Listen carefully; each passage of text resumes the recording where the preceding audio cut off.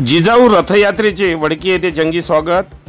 मराठा सेवा संघाच्या वतीने समता, बंधुता आणि स्नेह वाढविण्यासाठी संत महापुरुषांचे विचार समाजात रुजावे, जाती धर्माच्या भिंती तोडून मानवता हा धर्म मानावा या उद्देशाने जिजाऊ रथयात्रेचे आयोजन करण्यात आले आहे। या रथयात्रेचे वडकी येथे आगमन होताच स्वागत करण्यात आले।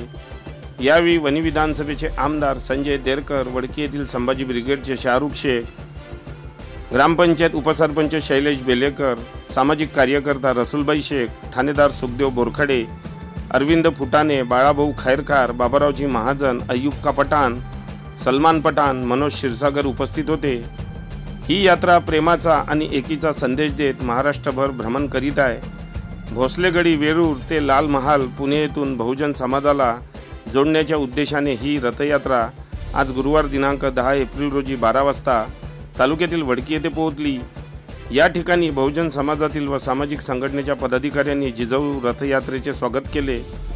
युवक, युवती, विद्यार्थी, शेतकरी, प्रौढ, महिला, पुरुष यांच्याशी संवाद साधण्यासाठी, समाजाला एकसंघ करण्यासाठी आणि राष्ट्र उभारणीच्या कार्यात बंधुभाव जपत आपल्या एकाचा जागर घालण्यासाठी मराठा सेवा संघाच्या माध्यमातून जिजाऊ रथयात्रा 2025 अंतर्गत मराठा जोडो अभियान आयोजित करण्यात आले आहे।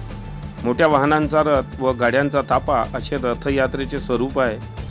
रथयात्रेसोबत असलेल्या वाहनासोबत जिजाऊ ब्रिगेडच्या प्रदेशाध्यक्ष सीमाताई बोके, संभाजी ब्रिगेडचे प्रदेश कार्याध्यक्ष उमाकांत उपाडे, हरियाणा मराठा सेवा संघाचे अध्यक्ष मांगीलाल चोपडा, संभाजी ब्रिगेडचे प्रवक्ते प्रेमकुमार बोके, मराठा सेवा संघाचे जिल्हाध्यक्ष ज्ञानेश्वर गायकवाड, सुरेश कदम, जिजाऊ ब्रिगेडच्या जिल्हाध्यक्ष निशा बुटले, मराठा सेवा संघाचे माजी अध्यक्ष जुनगरे, संभाजी ब्रिगेडचे जिल्हाध्यक्ष अजय ढोबे आदी उपस्थित होते।